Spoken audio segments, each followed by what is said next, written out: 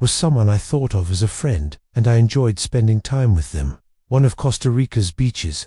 After 45 frantic minutes of CPR, a hero dies. Hollywood was shocked when the awful news circulated so quickly.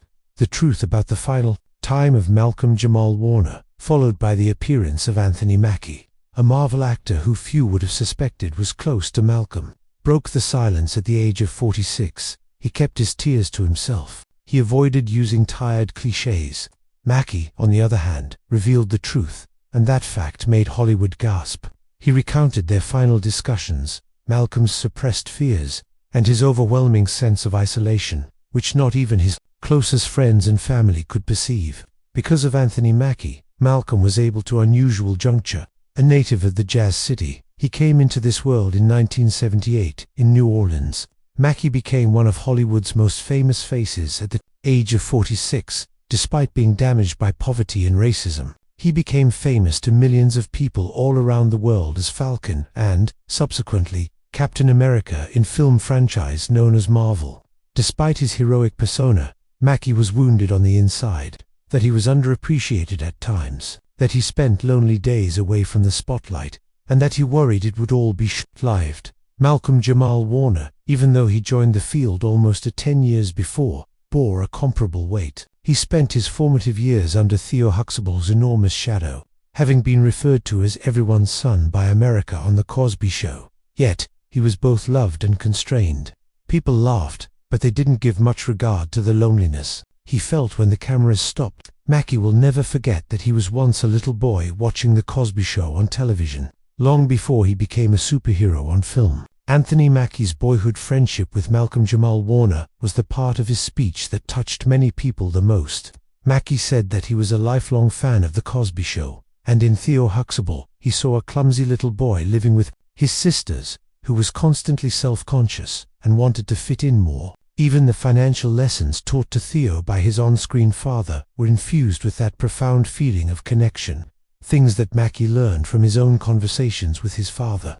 As far as Mackie is concerned, the whole of his generation was friends with Theo Huxtable, and at one point or another, nearly everyone aspired to be just like him. So, it was a tragedy for more than just the art and film communities when Malcolm Jamal Warner passed away. Neighborhood, but it was also a spiritual tragedy for everyone who had grown up with the fictional character he had brought to life. Warner was more than just an accomplished actor in Mackie's eyes, an inspiration and a joy to be around. He was a kind man and a spiritual elder brother.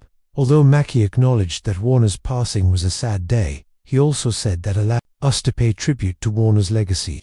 More than just a name in the entertainment industry, it became a spiritual heirloom for a whole class, a generation that looked up to Malcolm Jamal Warner and the likeness of Theo Huxtable for validation of their own struggles, hopes, and goals. It appeared that that connection doomed to stay a mere distance from the screen. Years down the road, though, both guys found themselves firmly entrenched in Hollywood's adult scene. At film festivals, award shows, and other industry get-togethers, they ran into each other.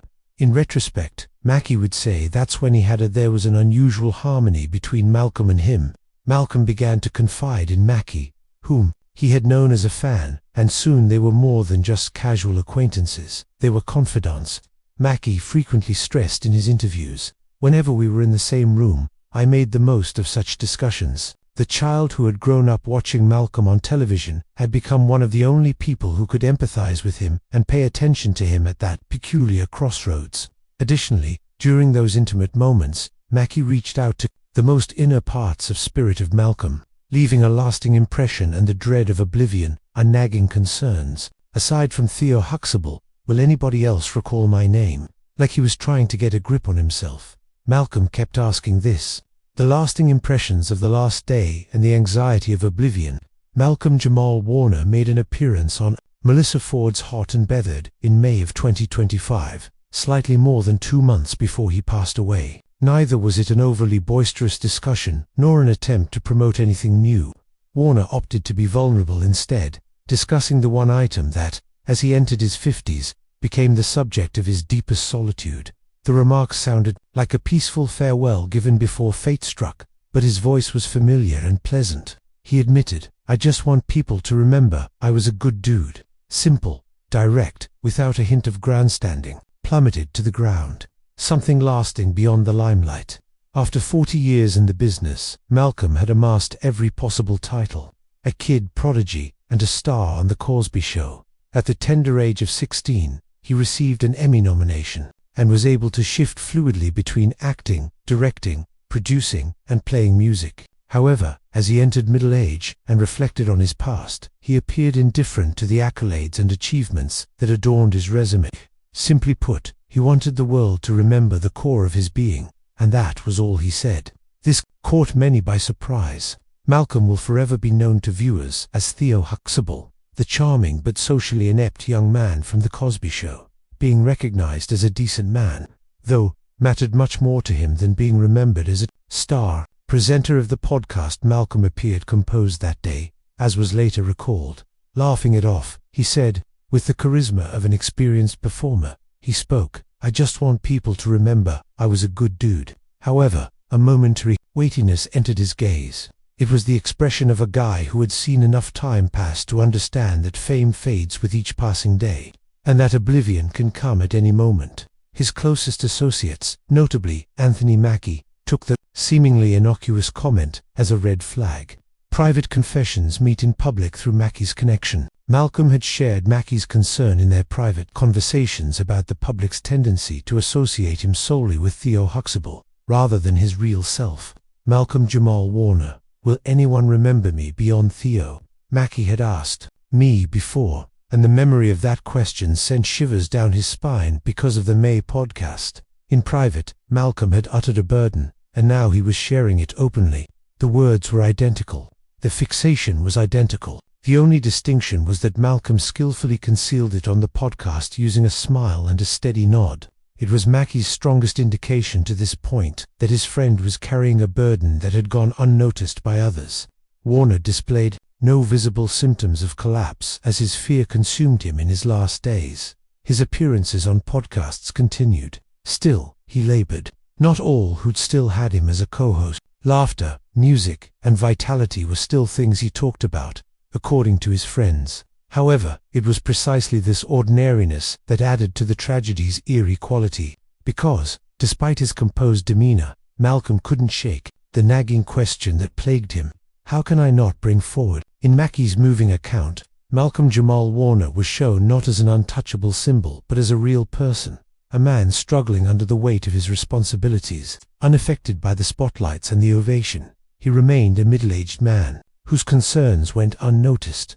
Under the craft's pressure, Warner was not content to rest on its laurels following the Resident's smash hit. His new podcast, Not All Hood, was his passion project, and he dove headfirst into it. He saw it as more than just art. It demonstrated that he possessed the ability to develop and assert himself vocally in an accrual entertainment business. Fear, nevertheless, accompanied that ambition. In an interview with Mackie, Warner once said, "I'm not sure I can keep my place in this game." At first it sounded like a joke, but there was a man's tremble beneath the surface. Mackie saw Warner's complaints as more than just temporary exhaustion. They were indications that he was coming to terms with the fact that his physical health was deteriorating due to the constant touring and never-ending events that he was involved in. Warner was terrified of being consumed by Hollywood's incessant churn. Warner once met Mackie's gaze with a lowered voice and an acknowledgement that his body had changed her. Brief but bittersweet revelation that carries the weight of 54 years of passion and spirit that the body could no longer sustain. A father's desire. What moved Mackie the most, though, was the love Warner had for his little daughter. Whenever they spoke, Warner's eyes would light up with pride. As if in prayer, Warner would murmur, "I simply want her to be proud of me. I hope she always thinks of a father who kept going." Something as simple as witnessing the pride in his daughter's eyes was all he truly desired amidst all the attention, projects, accolades, and acclaim. Anthony Mackey sobbed. He knew better than anybody else that this was the soul of a man whose entire being had been devoted to the arts. Ultimately, all he wanted was to hold on to his family's love and appreciation. In his last days, Malcolm Jamal Warner let the public in on a reality about himself that they had never known before, that he was vulnerable, proud, and in love. He didn't talk about his fortune or his Hollywood achievements. Everything was condensed into one basic emotion: I hope that those closest to me will remember me as a decent man, a loving father, and a genuine friend. A man's legacy is more than a role. In his final days, Malcolm subtly rethought his legacy. It wasn't about the parts engraved into television, historical events, but also regarding more personal legacies left by individuals. His ability to motivate his co-workers, his subtle but profound approach to cultivating friendships, such as with Anthony Mackey, his prioritization of family time, his protectiveness of his daughter from the spotlight, and most importantly, his ability to live in a way that made him seem like a wonderful guy to everyone he met. He had kept his anxieties hidden, confiding in only his closest friends and family. But his untimely demise rendered their confessions hollow, and his last days in Costa Rica were shrouded in mystery. The tropical paradise of Costa Rica was supposed to be a rejuvenating respite for Malcolm Jamal Warner in July 2025. Little did anybody know that this vacation would mark the end of a chapter in Warner's life. On the morning of July 20th, while lying on a secluded beach, he got ensnared in a rip current. Witnesses described hearing screams and seeing desperate arms drag him to shore as he fell suddenly to the water. Paramedics battled for 45 excruciating minutes to bring him back to life, but it was in vain. The official cause of death was reported his death by asphyxiation by submersion. Speculation started. Word got about in the US media that Warner had been battling health problems and an unstable mental condition. Some sources even hinted to hidden secrets he may have had that were connected to his last days. There it was. Costa Rica, a paradise getaway for ages, was suddenly shrouded in mystery around Malcolm Jamal Warner's death. A location where public curiosity was sated by unanswered questions. And the secrets didn't end there. During this week of mystery, explanation, or quiet, everyone close to Malcolm was waiting for Costa Night Pulliam, his little sister who had been an actress for 40 years, beginning with The Cosby Show, and continuing until 1984, when they became America's sibling duet with Theo and Rudy. Off-screen, that connection blossomed into a close friendship. When Warner passed away, everyone was wondering what Costa would say to pay tribute to him. However, she remained silent. Payam did not make an appearance to address the media for 7 days following his passing. There was a media frenzy, as US newspapers were ablaze with headlines by the second day, wondering what Costa was hiding. She had not made a statement or posted a single word on social media, which was shocking in this era where a single tweet can influence public opinion.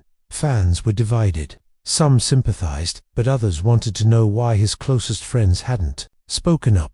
Could she have been too distraught to speak out, or did she know something she couldn't tell just yet? Talk shows broke the silence. The other side became skeptical.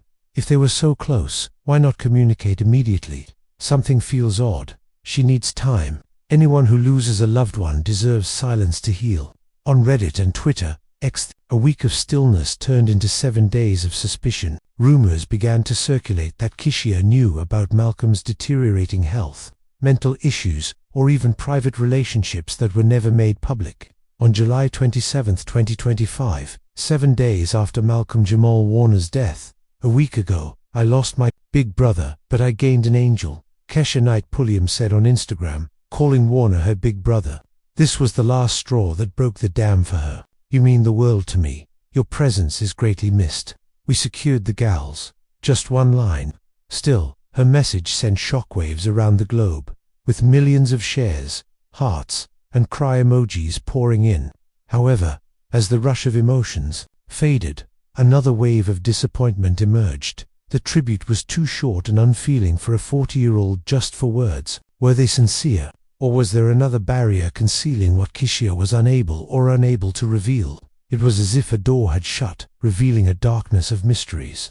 In the midst of rampant speculation about Payam's silence, an unexpected turn of events occurred. A new name emerged, completely altering the course of events. The Warner family remained silent, and co-workers offered only safe platitudes. However, an unexpected friend, Anthony Mackey, stepped forward, and he didn't use flowery language. Instead, he, Anthony Mackey, didn't need a lengthy speech or empty platitudes when he laid bare the truth. His words sliced through the air like a knife. Mackie didn't refer to Malcolm as a colleague or co-star. He tore the curtain away with an unsettling truth that left Hollywood gasping for air. Mackie spoke. Malcolm Jamal Warner was a friend of mine, and I'm glad to report that we had a link that went beyond our job and into something more familial.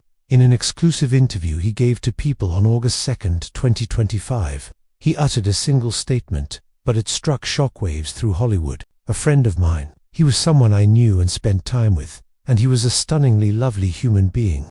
Whenever I was in his company, I made the most of our chats and the time we spent together. This was more than just a memorial. It was testimony, and it swiftly became a media storm when a single sentence went viral within hours of the People's exposure. Cinema Blend flashed a story, peace sites worldwide took it up, and Anthony Mackey shared his proud sentiments on Malcolm Jamal Warner, after his passing.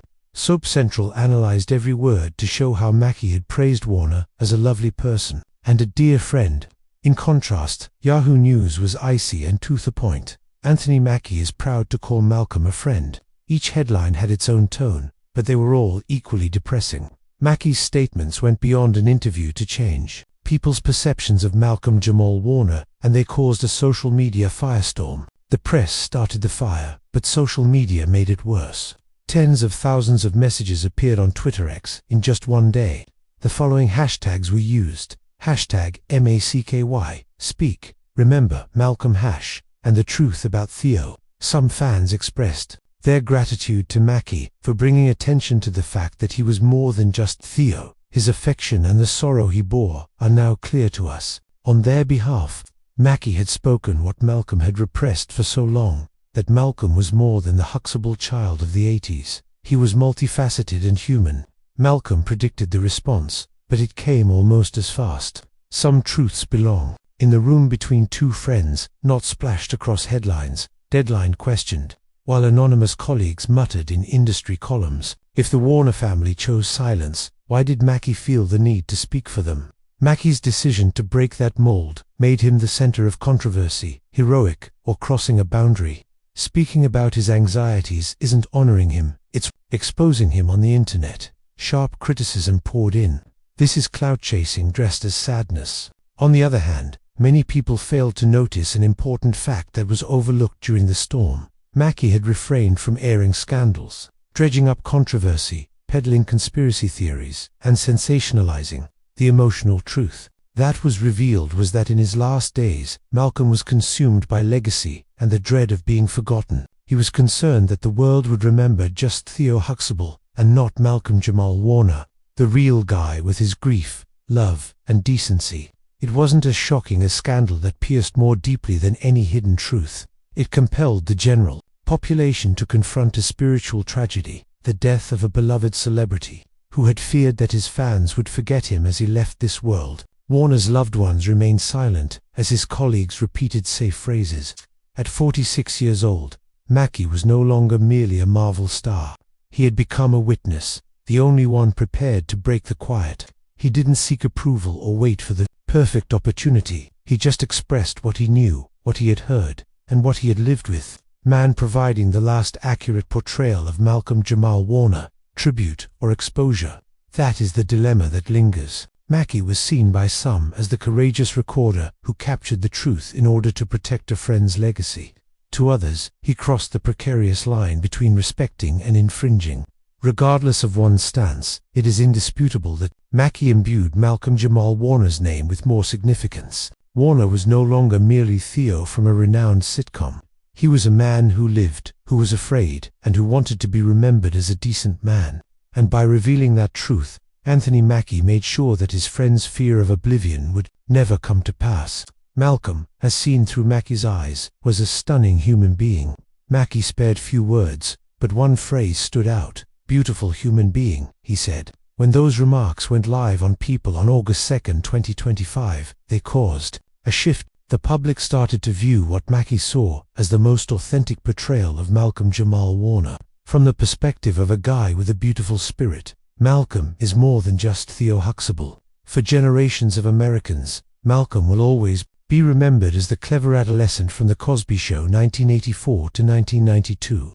However, as Mackie stressed, Warner was more than just Theo to Malcolm. Following the iconic sitcom, he struck out on his own, starring in Malcolm and Eddie, making cameo appearances in shows like Suits and The Resident, and achieving tremendous success as a musician, winning a Grammy in 2015 for his work on Jesus Children of America. Mackie reportedly said in an interview, "Every time I was around him, I was able to take full advantage of those conversations and that time." He was a spoken word poet who used his deep resonant voice to communicate stories of identity and humanity. He performed alongside Robert Glasper and Lala Hathaway in America. He seized the opportunity not to learn how to become famous, but how to be a man who is unwavering in his profession and his commitment to living an honest life. Beautiful human being wasn't just a label to Malcolm, it was how he carried himself in Mackie's view. Although he was concerned about his daughter's upbringing amid the spotlight, he was unassuming and concerned about the little things,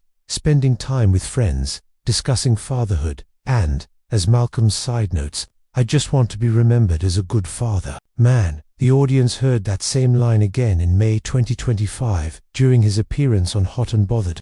What started as a private moment became a public statement, and Mackie became the conduit through which the world understood that Warner wasn't aiming for screen immortality. Kindness in memory was his pursuit. A special tribute episode of the podcast Not All Hood N, which he co-hosted, aired shortly after Malcolm's death. In it, spoken word artists, friends, and colleagues shared stories, read poetry, and played back recordings of Malcolm people. Kay said it was a memorial service that included both laughter and tears, exactly like Malcolm. Malcolm was genuine, humble, and full of positive energy.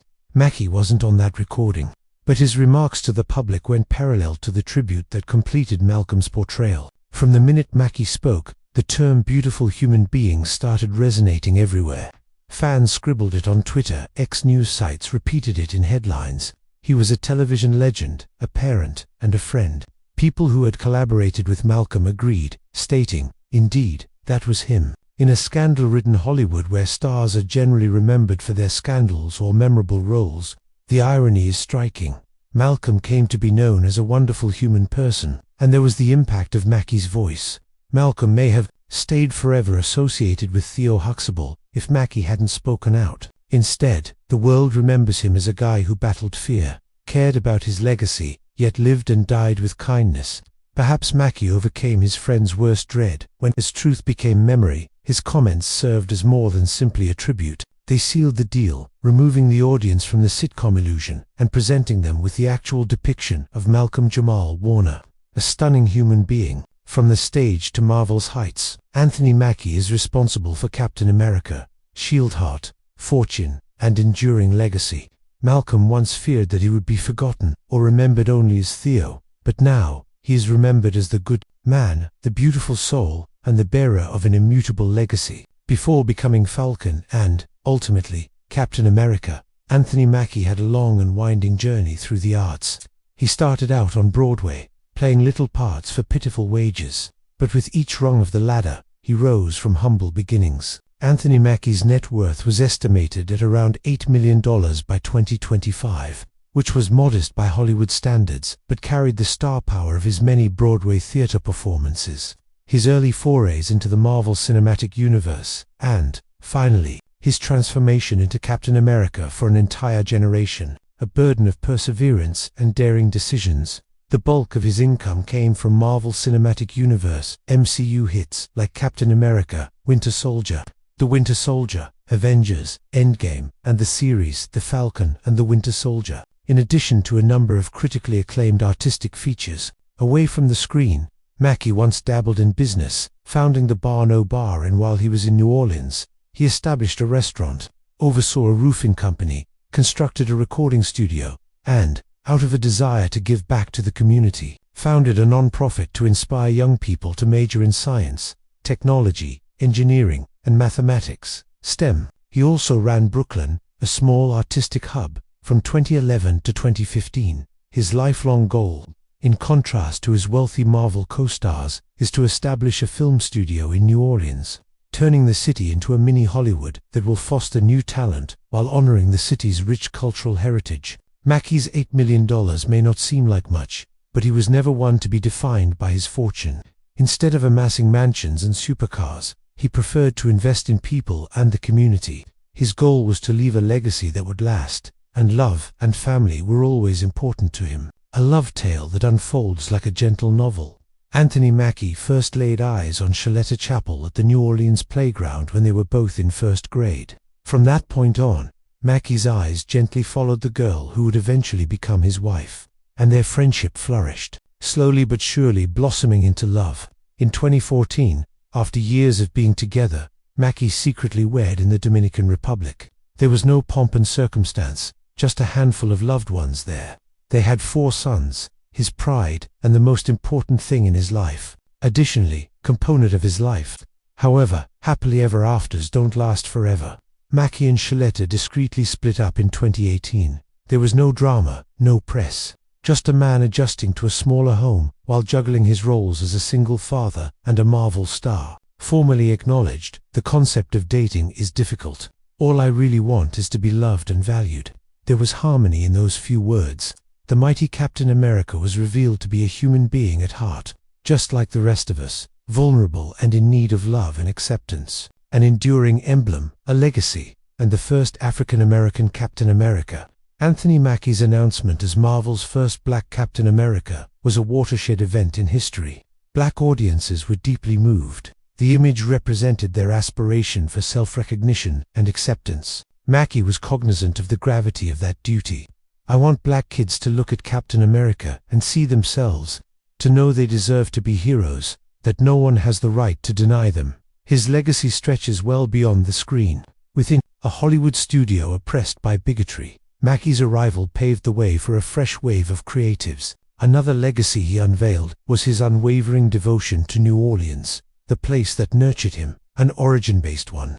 The opening of a studio there is more than simply an artistic aspiration of his. It is also about the local young by introducing film to his town and providing them with jobs. This is what sets Mackie apart. As a superhero, he accomplishes more than that. As one, he lives. People who worked with him remember him as humorous, carefree, and a constant source of mirth to the stage. He gives his all to STEM, which he believes will help young people in his town escape poverty. In the direction of his relatives, in order to be there for his 4 sons, he is prepared to put his profession on hold. His lack of embrace the spotlight without chasing glamour. He still gets a kick out of chatting with the neighbors and having a drink at the watering hole down the street, and he always brings a little bit of New Orleans with him. If his legacy had to be condensed into one thing, it would be this: genuine bravery does not reside in a weapon, but in a loving heart, mourning, and the art of listening. Malcolm Jamal Warner, the big brother who lived and gave with the dream of being remembered for more than just his celebrity, but for his compassion, humanity, and the impact he had on people's lives, is spiritually represented in that image of simplicity and compassion, spreading the spirit of real heroes, individuals. All it takes is a like or share from you. For those who lead lives fueled by emotion. In order to ensure that you do not miss any of the top videos on this channel, please subscribe.